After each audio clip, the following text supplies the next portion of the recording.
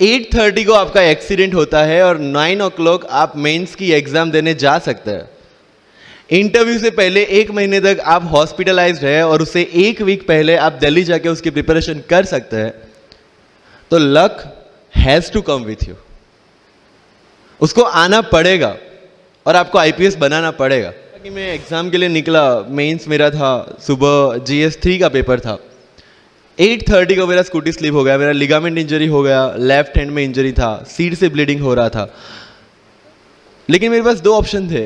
मैं खड़ा हुआ, मैंने देखा, okay my right hand is safe and I decided I will go to the exam hall and write the exam.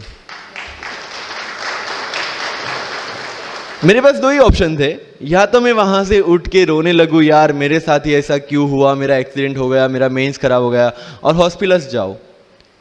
या दूसरा ऑप्शन था कि मैं देखूं कि मैं 3 घंटे और सर्वाइव कर सकता हूं। हाँ, कर सकता हूं।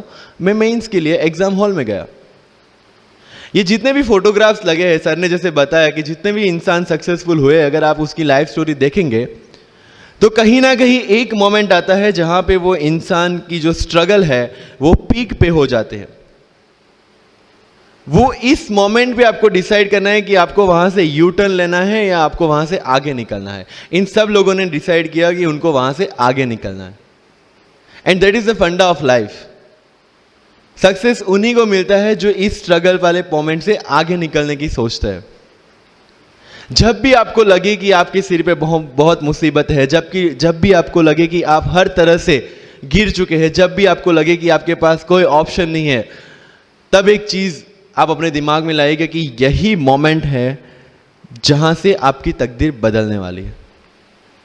क्योंकि डायमंड जो होता है वो जितना ज्यादा घिसता है उतनी ज्यादा उसकी वैल्यू होती है। सोना जो होता है वो जितना ज्यादा तपता है उतनी उसकी वैल्यू होती है। अगर आप जिंदगी में तप रहे हैं, अगर आप जिंदगी में घिस रहे हैं, अगर आपको लग रहा है कि आप हर तरह से मुसीबतों में गिरे हुए हैं, तभी आपकी जो वैल्यू है वो बढ़ने वाली है।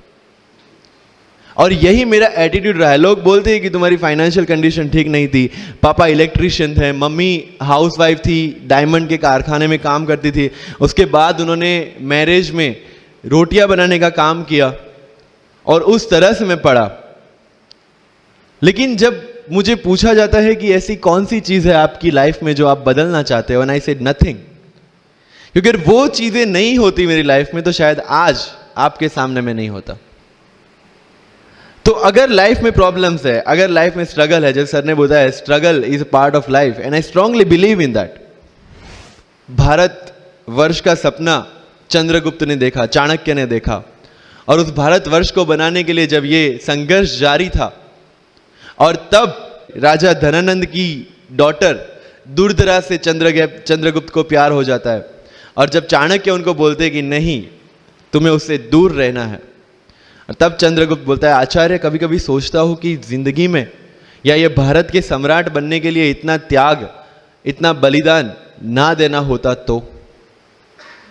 और तब चाणक्य रिप्लाई करते हैं तो हर कोई भारत का सम्राट होता। This is the fundamental rule of life.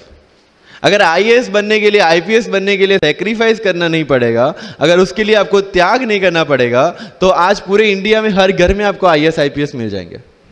मुझे एग्जैक्ट डेट याद है, 23 मार्च को मेरा इंटरव्यू था। 20 फरवरी को मुझे हॉस्पिटल में एडमिट किया गया क्योंकि मुझे इन्फेक्शन हो गया था बॉडी में, एंड बहुत हाई फीवर था, तो आईवी के अलावा कोई ऑप्शन नहीं था। 1 मार्च को ठीक होके मैंने सोचा चलो दिल्ली निकलते हैं। 2 मार्च को मैं दिल्ली पहुंचा।